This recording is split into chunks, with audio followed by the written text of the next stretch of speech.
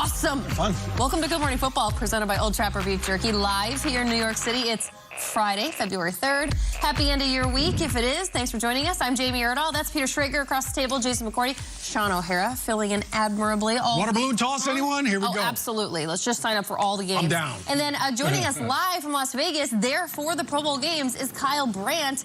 Kyle, we are just so thrilled that you got to be on hand for that experience last night. I got to be there, Jamie. I love Cirque du Soleil. I love my guys from Thunder Down Under. That was the best show in Las Vegas. Everyone had so much fun.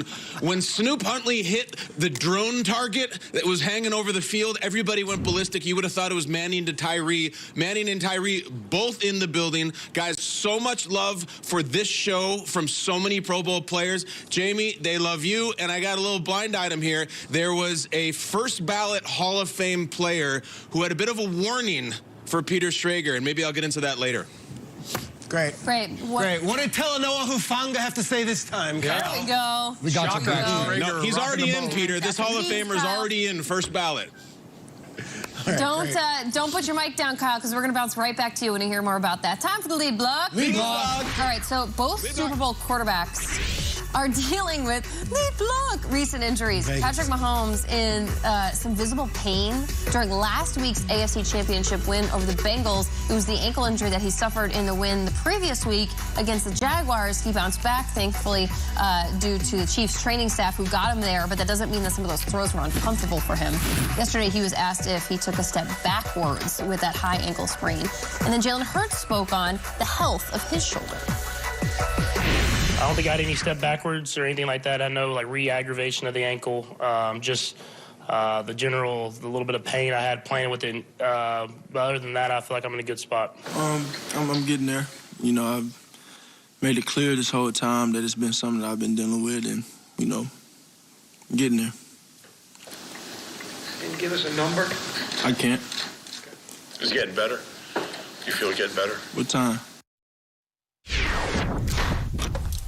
I feel like that's all we have right now is time, and that's good for Jalen Hurts as we look ahead to Super Bowl 57.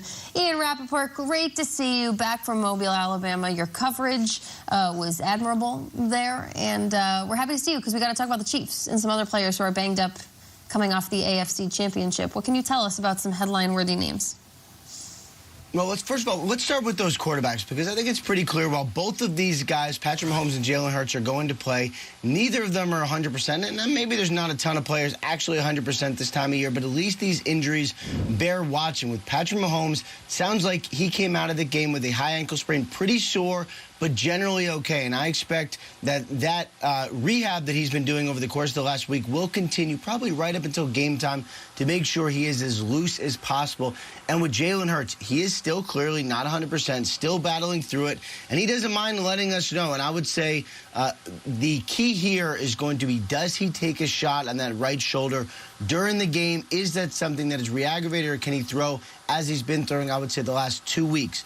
But one of the big names that seems may be on track to miss the Super Bowl is Mecole Hardman. He's dealing with a pelvic injury. Colleague Mike Garafolo described it as a core muscle injury.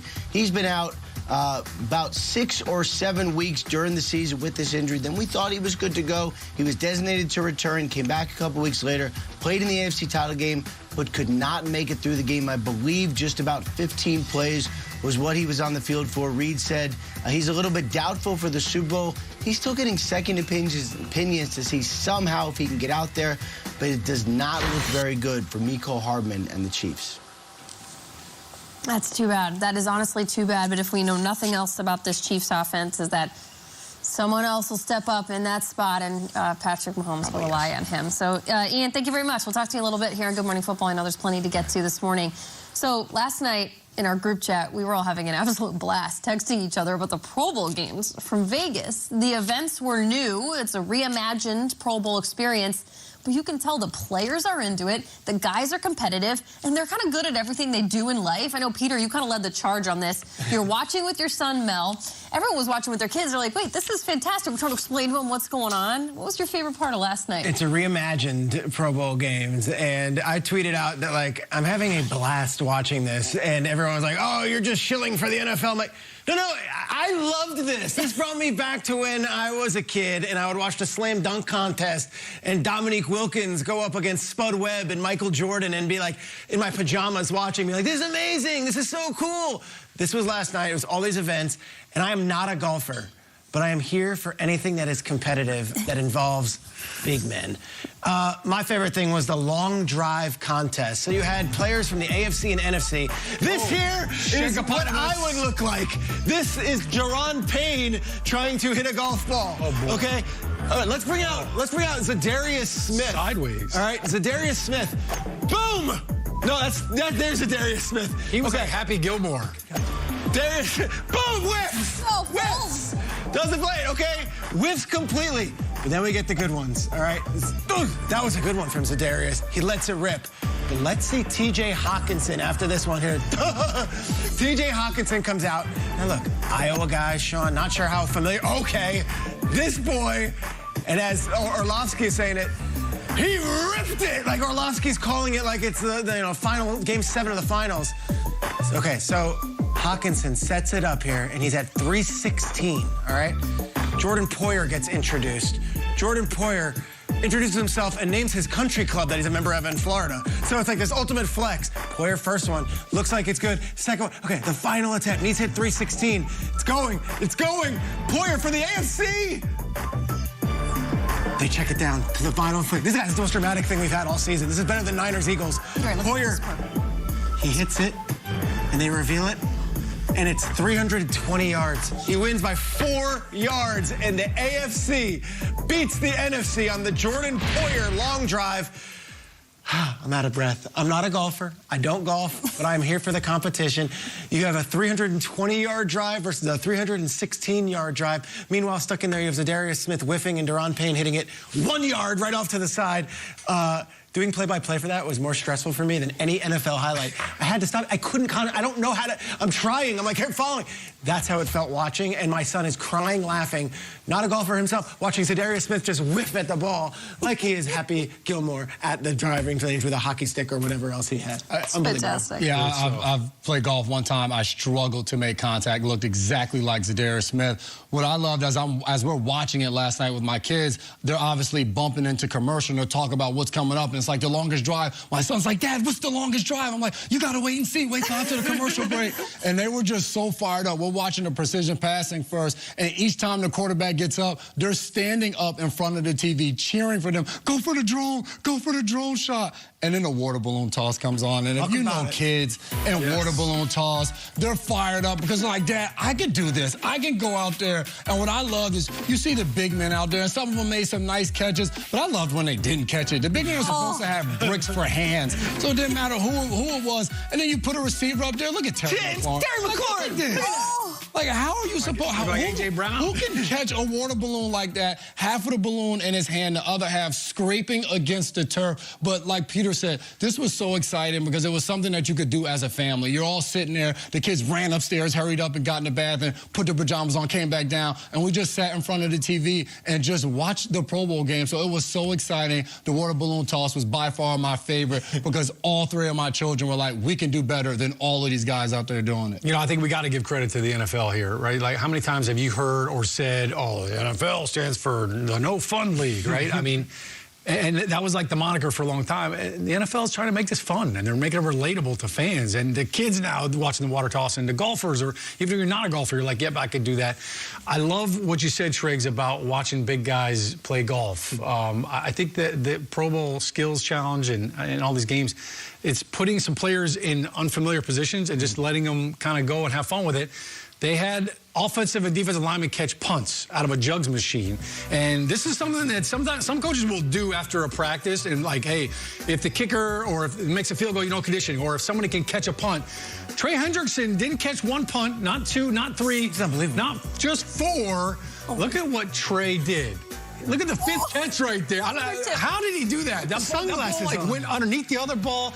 Trey Hendrickson put on a show right there for all D and O linemen. Zach Martin, all right, how about this? Trying to show up for the offensive lineman. All right, the first one's off his shoulder, J-Mac. I don't think he gauged the distance right there. Gets the second one. All right, big fella. All right, Zach Martin, perennial Pro Bowler. Here's what happened on the third one. No! Oh, Zach Martin off the shoulder. The problem is he kept running up on it. You know what? I love seeing that. I love seeing offensive linemen just get out of their shell. How would you have done that drill? How many balls? I would have caught 5. Yeah? Yeah, Wow. I got some skills. I'm not scared of myself. I'd be more nervous about the long drive. Getting up on a tee box and everybody staring at you, that's pressure. He's not catching 5. I really appreciate you leaving. Mini balls. I know, right? You guys leaving the dodge, duck, dip, dive, and dodge. There you go. Nailed it. The dodgeball last night. Okay, so again, we're all watching this with our kids. My 3-year-old is like, why are they throwing the balls at each other? I'm like, this is the game. This is why it's awesome. The competition was awesome. Okay, so this was the final set here. This is Saquon Barkley against Demario Davis. This was controversial. Okay, this is what I love. Davis drills Saquon Barkley straight at dome shot, straight at the face. So everyone freaks out on Demario's team. He's like, you did it, you got it for us. Saquon's like, no. You hit me in the face, man. Challenged it. So competitive. The entire side for Barkley's like, no. They go to the officials. Honestly, the officials are like, I don't know what's happening right now. Like, what game are we even playing? Everyone's shuffling through the papers to find the rules. This is what I was watching last night. I was like, hit him in the face. He can't do that. They had to redo it.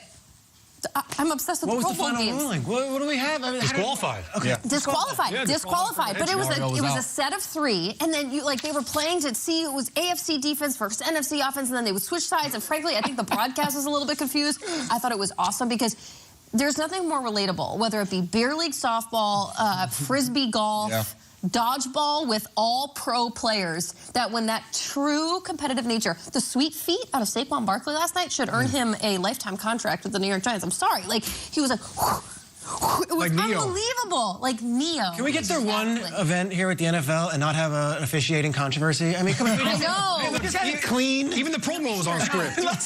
Right, exactly. It was amazing. We were obsessed. And Kyle was there. So Kyle, tell us what your favorite part was. Please just set the stage for us, because we loved watching it on TV last night, but you got to be there. Yeah, we had a targeting violation on Demario Davis. Listen, you're all over it because everyone is having so much fun going through the water balloons, and they're just like little children. And you have great receivers like Terry McLaurin standing next to Deion Dawkins trying to catch the ball. They go through the punt catching thing with the lineman. It's hilarious.